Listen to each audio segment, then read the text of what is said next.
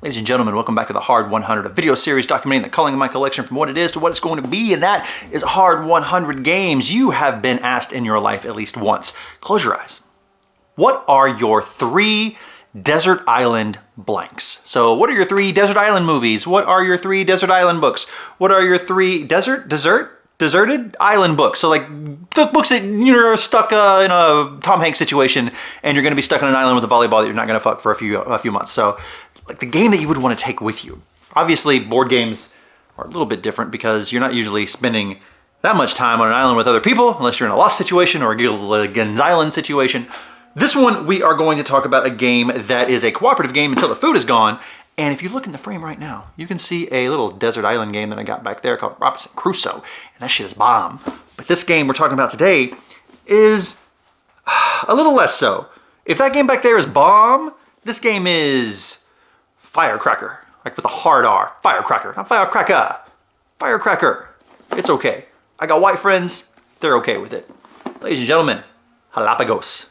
Hellapagos? Hellapagos.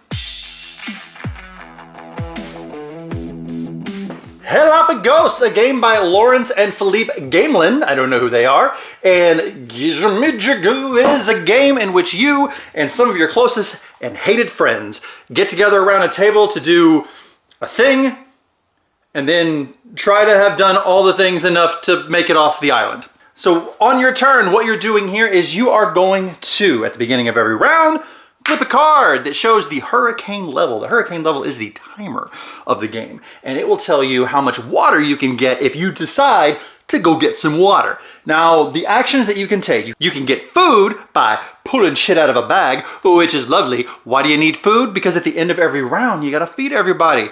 And if you can't feed everybody, you gotta vote some bitches off the island to die, unless they can save themselves. 2, you can go get water. Water is determined by the level of the hurricane. So if it's a shiny day, there's no water, you can't get the water, so I hope you better stocked up. But if it's a rainy day, you can get more water. Why do you need water? At the end of the day, you gotta drink. If you don't drink, you vote them bitches off the island, and then they die. Or you can build the raft. If you build the raft, you move this little token up a track, and you build the raft 1. If you wanna build more raft, you go into the jungle. The jungle is the same bag with the fish, but there's a black ball in there. If you draw the black ball, you get bit. You bit, son? You bit? You get bit. And if you bit, that means you lose your turn the next turn and you can't participate in votes, which is fucking fine, I guess. Or the last thing you can do is go diving for wreckage, because you're on here because your ship broke. That's the way shipwrecks work. And you can get all kinds of cards, useless things like underwear and Ferrari keys, or useful things like water and food and items and axes that make you an asset to the team, or pew pew, guns and bullets. This is a player elimination game at its heart. This game is basically that. So what's gonna happen is you are going to keep playing until one of 2 things happen. Either your hurricane come and went, and then everyone is basically fends for themselves, and for every raft card that you've built, one person get off the island. So at the end of the round, if the hurricane has come, time to leave. But before you leave, you have to feed yourself, and you have to take at least 1 food per person who's getting off the island. Once again, if people don't get off the island, you gotta vote to kick them out. Or we have built enough rafts to get everyone off the island. We have enough food to feed ourselves with, and food to get everyone out, and then in which case, wins. I like desert island games as a theme. I love puns. Hellapagos, like hell, and apagos, which means like Hell Island. And I love the idea of like semi-cooperative. We played this game twice, and we'll get into that in a little bit. But this game, your actions that you do one of the actions and boom, rounds are very quick. The game is very fast. We'll talk about that in a moment as well. And the thing is, there are games that exist that no matter how well you play, and I think you can play pretty well, you are not gonna be able to win that game. So this game, we have to do housekeeping a little early because the housekeeping is the main thing that whatevers. So, housekeeping. Ages 10 and up, who fuck cares? 3 to 12 players. Played this with the family with 4 people. The 4 people seem like enough. I don't really know if we'd want to play anything more. We played it once, and then everyone kind of understood what was going on, then we played it again. And it was fine. And then 20 minutes, so it's a very, very fast game. At the beginning of the game, everyone is dealt 4 cards. These are your cards that are your guns and your bullets and your extra food and things like that, because if you are voted off the island, you can play a card that said, actually, no, I have my water to feed me, so I'm fine, and you're safe. Or you could have put that water out earlier in the game to help everybody. So basically, do you help everyone early or do you save yourself later? And the game really, after the first game, you don't maybe know and understand that. But after you play a game or two, you start to understand, well, maybe I should just save myself, because you can trade cards for anything. And it's a really fun experience. It's really fun to play knowing your ass ain't getting off this island. This is a very hard game to win, and as other getting off an island and never dying games have taught me, that maybe when you end up on an island, you're just gonna die on that island, because Robinson Crusoe is a great game and I've never won it a single time. Hellapagos is an okay game that I've never won a single time. And if you are going to win at Hellapagos, it is 100% determined on the cards that you draw.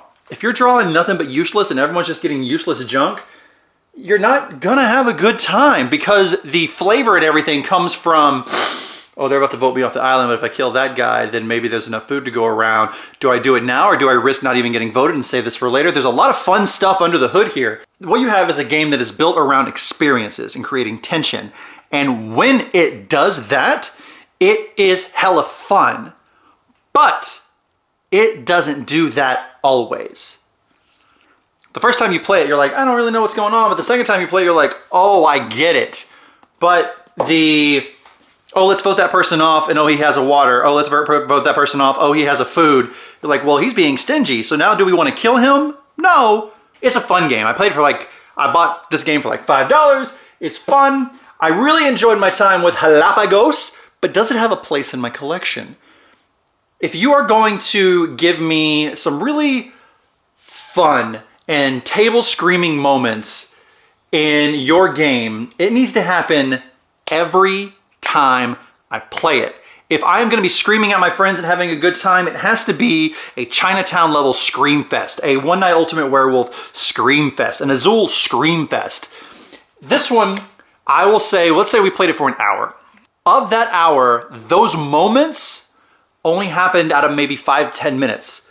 And the moments when those weren't happening, it was just oh, what's your action? A fish? Okay. What's your action? Water? Oh, can't do water. That's a bad draw. Okay. Oh, I guess I'll go looking in the cargo. Oh, nope, there's nothing there. Oh, it's a bullet without a gun. Oh, I guess I can take a card from you. There's not a bad game. Fine game!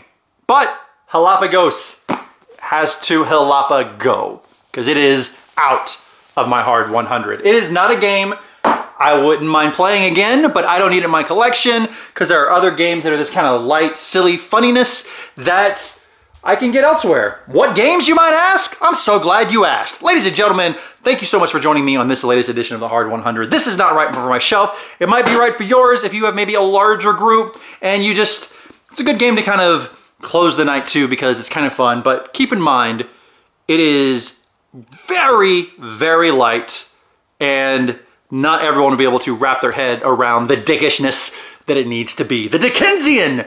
That is not the way that word is meant to be used. Thank you so much for joining me on this latest edition of the Hard 100. I really hope you and yours are well. Stay safe. Wash your goddamn hands! Even if you're on a desert island. Or if you're not. Either fucking way. Peace out.